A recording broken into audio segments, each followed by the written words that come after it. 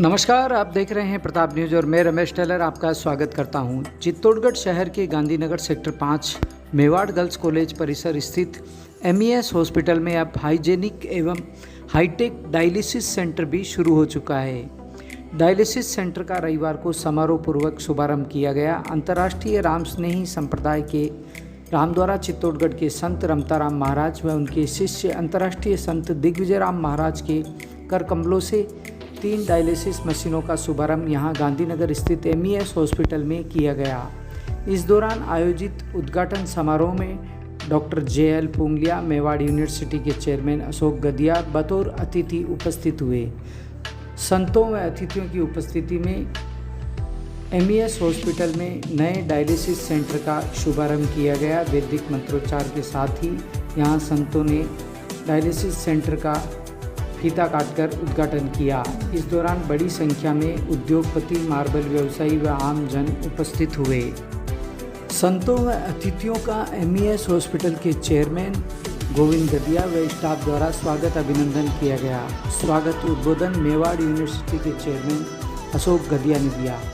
आभार MES hospital के chairman Govind Gadia ने व्यक्त किया। इस दौरान बसंतीलाल गदिया, मार्बल व्यवसायी राम गोपाल ओझा, भागचंद मुंदड़ा, रामस्नेही संपतलाल कालिया, अस्थि जोड़ प्रत्यारोपण व स्पाइन रोग विशेषज्ञ डॉक्टर सचिन साक्य, स्त्री एवं प्रसूति रोग विशेषज्ञ डॉक्टर स्वीकृति सोलंकी, हॉस्पिटल स्टाफ, गदिया परिवार, शहर के गणमान्य आदि यहां उपस्थित हुए। उल्लेखनीय है कि गांधीनगर सेक्टर 5 स्थित MES हॉस्पिटल में ऑर्थोपेडिक, स्त्री रोग विषय के साथ ही मौसमी बीमारियों व अन्य कई बीमारियों का यहां 24 घंटे इलाज होता है। विशेषज्ञ चिकित्सक यहाँ मौजूद रहते हैं। फिजियोथेरेपी सेंटर हो या डायलिसिस, दोनों ही महत्वपूर्ण सुविधाएं अब यहाँ शहरवासियों के लिए उपलब्ध है। इस तरह की सेवा हो सकती है, धीरे धीरे करते हुए, साधन जुटाते हुए हम लोग इस MES हॉस्पिटल में नए संसाधन स्थापित कर रहे हैं। ये तो सबको विदित है। ये सारा जो उपक्रम है वो मेवाड़ गर्ल्स कॉलेज के साथ में उन सबको सॉल्यूशन करने के लिए हम आज डायलिसिस के क्षेत्र में 17वां सेंटर हमने स्टार्ट किया है। टोटल 100+ मशीन हमने तो राजस्थान में स्टार्ट कर दी है। तो ये सब आप बड़े महानुभावों का आशीर्वाद रहा है हमेशा और मरीजों के दिल से हमने सेवाएं की है। एक्चुअली डायलिसिस में जो किडनी के पेशेंट होते हैं उनका कुछ चीज़ें हमारे खुद को हेल्थ के लिए भी ज़रूरी होती है, जो कि हमें ध्यान रखना चाहिए, जो हम रखते नहीं है।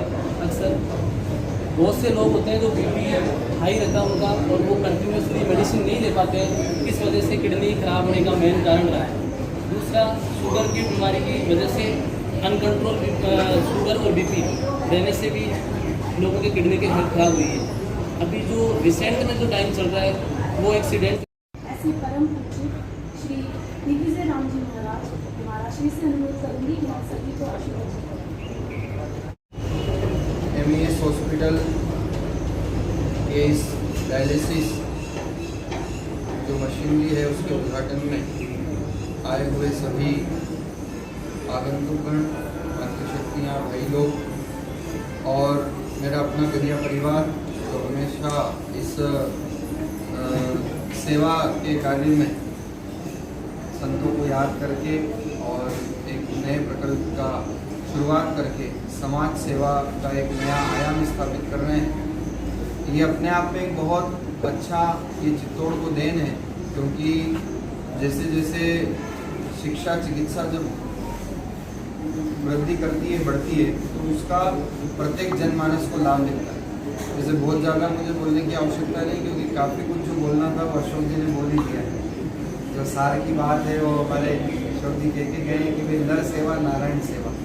और जीवन के अंतिम क्षणों में आप चाहे आप किसी रिलीजियस बुक को पढ़ें या आप किसी अच्छे बड़े नाम की आप ऑटोबायोग्राफी पढ़ें, लगभग आपको ये समानता मिलेगी। जीवन में सारा जीवन उन्होंने पुरुषार्थ किया और जीवन के अंतिम क्षणों में सेवा, सुमिरन और सत्संग के माध्यम से अपने जीवन के उत्तरार्ध का कल्याण किया। तो ये संसार का क्रम है, आए हैं कर्म सबको करना है, सबका अपना अपना कर्म है, कर्म से कोई वंचित नहीं है, चाहे वो ग्रस्त है चाहे वो संत है, प्राणी मात्र को कर्म तो करना ही है, क्योंकि ये कर्म प्रधान विश्व है। कर्म प्रधान विश्व रचि राखा, जो जस करे सो तस फल चाखा। तो कर्म तो करना है, बस अंतर केवल इतना है कि कोई सत्कर्म करता है और कोई असत्कर्म करता है। कर्म सब कर रहे हैं, लेकिन जो सत्कर्म किया जाता है तो मेवाड़ यूनिवर्सिटी और मेवाड़ का जो एक शिक्षा के क्षेत्र में अद्भुत आयाम स्थापित हुआ। दूसरी तरफ चिकित्सा के क्षेत्र में भी कदम रखे हैं और लगभग चित्तौड़ के तो प्रत्येक जनमानस को एमईएस हॉस्पिटल क्या है, कैसी यहाँ सेवाएं हो रही है, अब लगभग सब। मैं जरूर कहना चाहता हूँ, अगर किसी अस्पताल को, किसी शहर को चिकित्सा सुविधाएं उपलब्ध कराना है तो जो सुविधाएं राजकीय चिकित्सालय में उपलब्ध है वो ही अगर अपन देते हैं तो कोई नया काम नहीं है। जैसे बिरला हॉस्पिटल में उनको मैं बहुत शुक्रिया। सबसे पहले आभार आदरणीय स्वामी जी का देता हूँ। कल परम पूज्य महाराज श्री रामदयाल जी महाराज साहब चित्तौड़ प्रवास था और अचानक इस डायलिसिस सेंटर वालों ने कहा कि कल सर अच्छा दिन है, मुहूर्त करना है। इमीडिएट प्रोग्राम बनाया गया।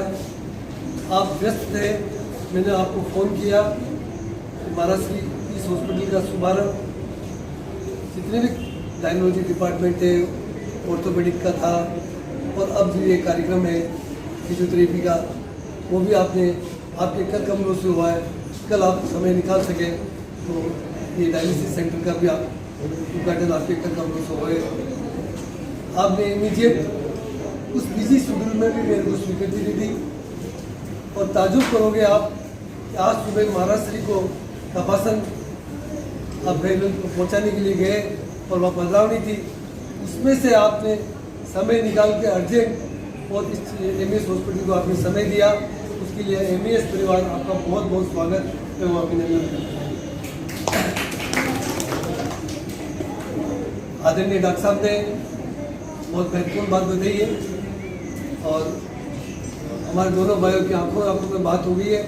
डॉक्टर साहब आपका सजेशन रहेगा तो निश्चित मेवाड़ यूनिवर्सिटी और एमईएस हॉस्पिटल इस चित्तौड़ को कोई बहुत बड़ा योगदान आपकी वजह से होगा और